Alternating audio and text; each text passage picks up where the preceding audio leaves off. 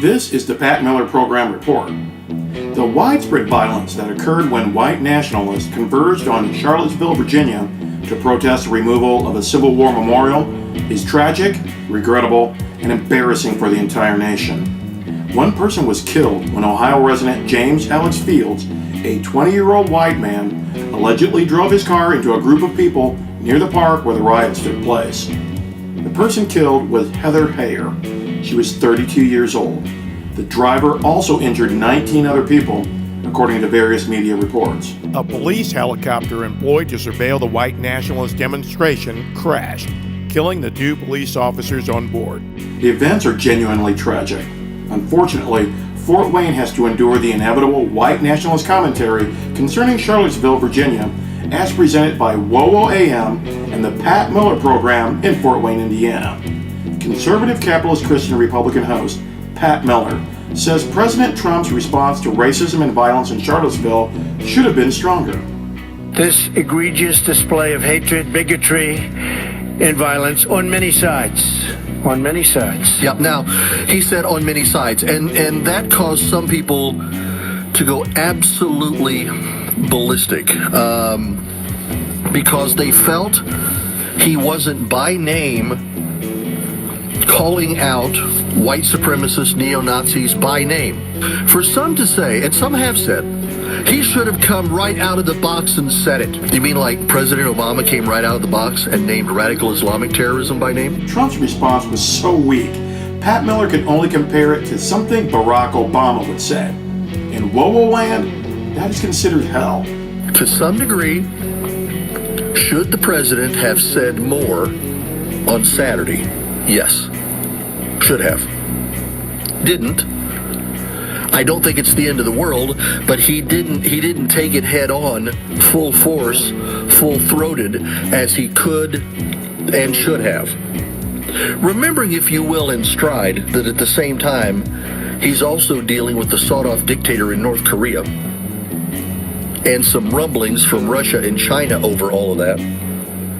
So it's not like he's just sipping Mai Tais by the pool and he doesn't want to be bothered with racism in Charlottesville. Pat says Trump's response should have been more hard-on and deep-throated or something like that.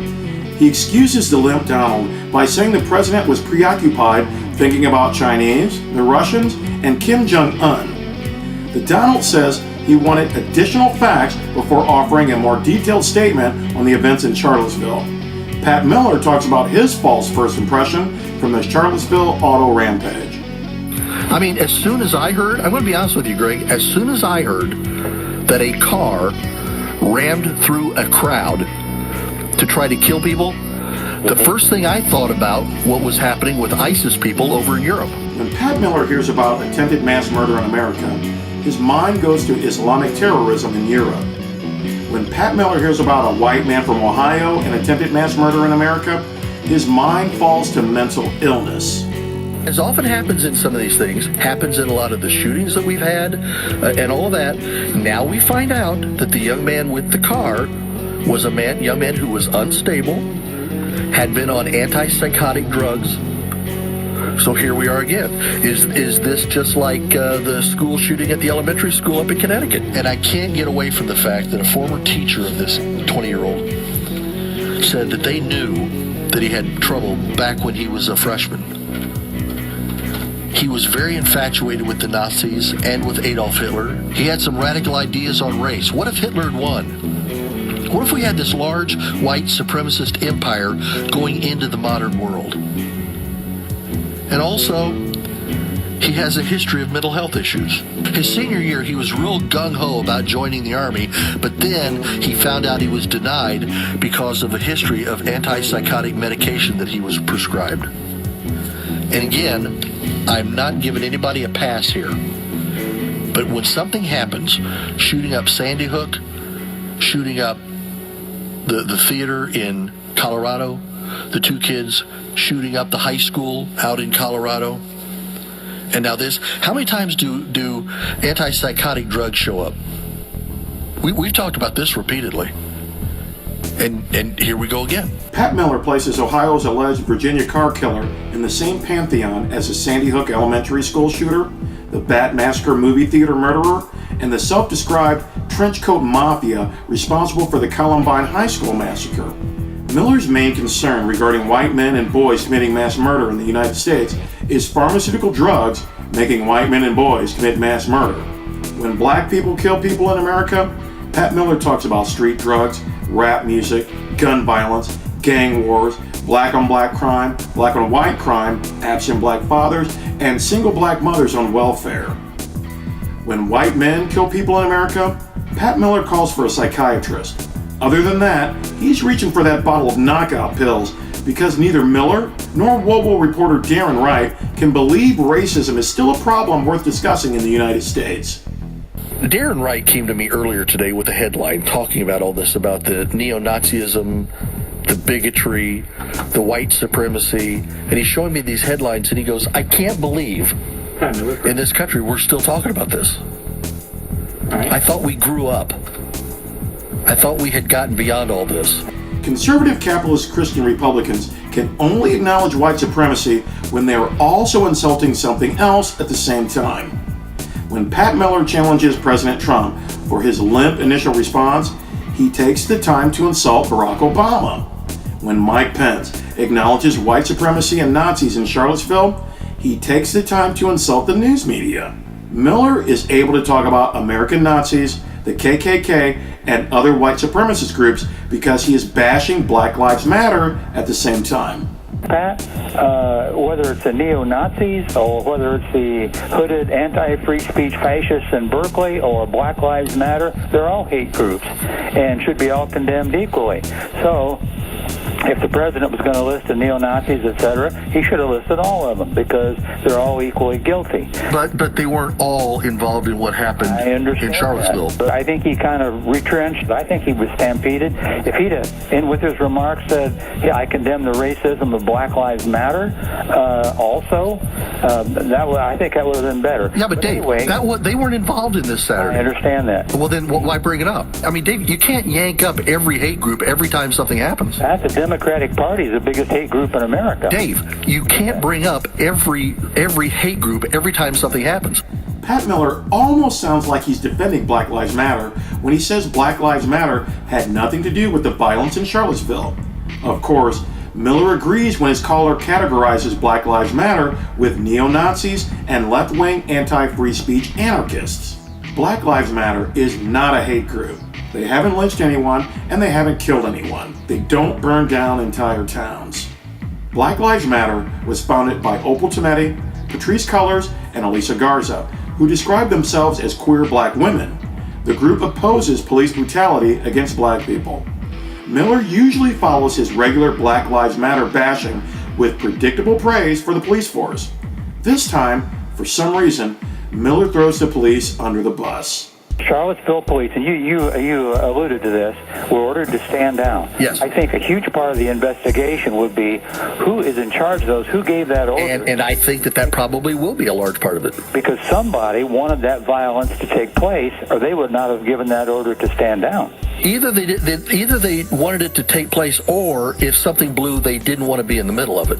Pat Miller proposes that someone at the Charlottesville Police Department issued a stand-down order to police because he or she wanted violence to occur or didn't want the police to suppress violence. New York Post. Headline: Police chief denies cops were ordered not to intervene in Virginia rally. The police chief of Charlottesville, Virginia, denied Monday that cops were ordered not to intervene or make arrests during the violent clashes that led to the death of an anti-racist protester.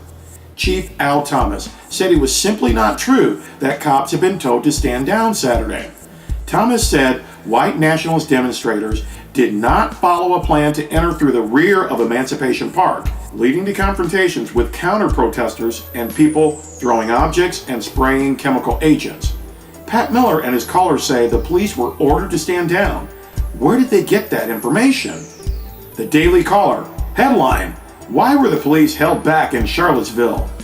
Law enforcement was on hand at the dueling demonstrations on Saturday, decked out in riot gear and looking prepared for the worst, except they weren't allowed to do their job. When police were ordered to disperse the alt-right rally, that act directed the white nationalists into the Antifa demonstrators, leading to further street brawls. police didn't seem to try to get in between the two groups or suppress the fights. This appears to be a direct result of what appears to be a stand-down order from higher-ups. Founded in 2010 by Tucker Carlson, a 20-year veteran journalist, and Neil Patel, former chief policy advisor to Vice President Dick Cheney, the Daily Caller is one of America's largest and fastest growing news publications. The stand-down order was a lie created by the Daily Caller, a right-wing propaganda website published by Fox News host Tucker Carlson and one of Dick Cheney's boys. Pat Miller and his caller repeat the lie. The next caller to the Pat Miller program may be my favorite because he starts his statement by saying, "I'm definitely not a racist." That's how I know dude's about to spit the most racist stuff I'm going to hear all week. I'm a very pragmatic person and definitely not a racist. And I've called into your show before about issues like this. And it's my contention, I just turned 69 over the weekend. And one of the points that I like to bring up, and I brought up on your show before and other call-in shows, that I don't believe that blacks really want, or whatever the name du jour is, African-American, black, colored, whatever you want to call it, whatever it is at this current point in time. It will change again, I'm sure. But it's my opinion, based upon what I've seen, that blacks don't really want equal rights. They have equal rights. They want special rights. It's a myth that police shoot and kill more blacks than whites. The evidence is in. The studies have been done. More whites, percentage-wise, per capita, are shot by police than blacks. And now it's gotten to the point that police even hesitate to the point where they're being shot and killed by blacks because they hesitate when they see a black. That much is true. And also, I've called in your show before, and there's more to list. When I hear the word white supremacist, to me it's outrageous. In comparison to blacks, there is far more black supremacy than there is white supremacy. For example, you and I have talked about the fact that black radio channels, black Miss America, black coaches, black CPA, black lobbyists, and you can go on and on. There's no end to the blacks that they have. I really believe, and I'm not just saying this to you, I really believe this, to the average minority, African American, black, whatever, on the street, I don't think this stuff rises to a high level of consciousness with them unless they are in a place where people that function like leaders of their community whip them up into this inferno. I mean, because every time something like this happens... Absolutely, completely agree with you on that. Yep. And on the other side of the coin, that same black that you're referring to, let him get pulled over by the police, or let something happen to him or somebody has wronged him, and he's going to pull that race car out so fast it'll be a blur. Because that's what he has learned. And I said it before, and I'll say it again. I wouldn't have said it's going to get worse and worse and worse to the point that blacks will be some sort of royalty in America. They'll be above the law. They'll have special rights. People, there is so much going on in that call that I can't possibly commit the time necessary for a full breakdown. If you didn't hear the problems, you may be a Pat Miller fan. When the caller talks about black people, he says, whatever the name du jour is, African American, black, colored, whatever you want to call it. Pat Miller dismissively talks about the average minority, African American, black, whatever on the street. Pat Miller and his caller are afraid that black people are becoming royalty in the United States. Maybe these mugs are talking about niggas, the supreme leader of Ethiopia? About the statues, what a lot of people don't understand is that a lot of those statues down south were erected in the 50s and 60s. Okay, if we think back in our history, what was going on in the 50s and 60s, the civil rights movement. Those were a direct shot aimed at those who were in favor of the civil rights movement. Wikipedia says the Robert Edward Lee statue in Charlottesville, Virginia was completed in 1924.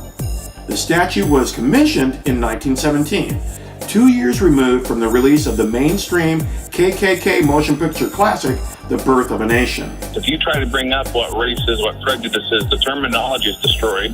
It was hijacked after Martin Luther King Jr. Actually, Malcolm X at the same time was starting his version of basically the KKK. But it's been hijacked. Right.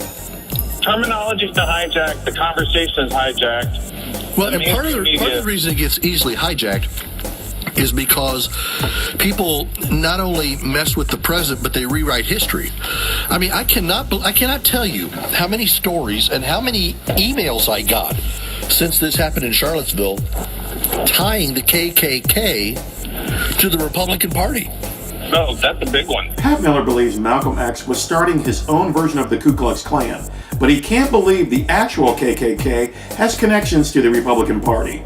The blockbuster 1915 Civil War drama The Birth of a Nation vilifies black people while glorifying the Ku Klux Klan. The critically acclaimed film is credited with the KKK's 20th century resurgence and integration into the Republican Party in the northern states. In his 1991 book, The Dragon and the Cross, The Rise and Fall of the Ku Klux Klan in Middle America, author Richard K. Tucker examines the saga of D.C. Stevenson, the Texas Klansman who controlled Indiana government throughout the early 1920s. Stevenson's political organization resulted in a fully KKK-infiltrated Republican Party House and Senate, eventually electing KKK-friendly Republican Governor Ed Jackson in 1924, the same year the Robert E. Lee statue was completed in Charlottesville, Virginia. Pat Miller is not going to read The Dragon and the Cross, The Rise and Fall of the Ku Klux Klan in Middle America, because he does not want his listeners to know the truth about the KKK, the Republican Party, and Indiana government. Fort Wayne residents don't have to turn to Fox News for right-wing conservative propaganda. Summit City citizens don't have to lend their ears to Alex Jones for Trump-boosting and conspiracy idiocy on radio. We don't have to look to Charlottesville for racist outbursts. That's because the Pat Miller program airs from 3 p.m. to 6 p.m. Monday through Friday on WOWO-AM and FM in Fort Wayne, Indiana.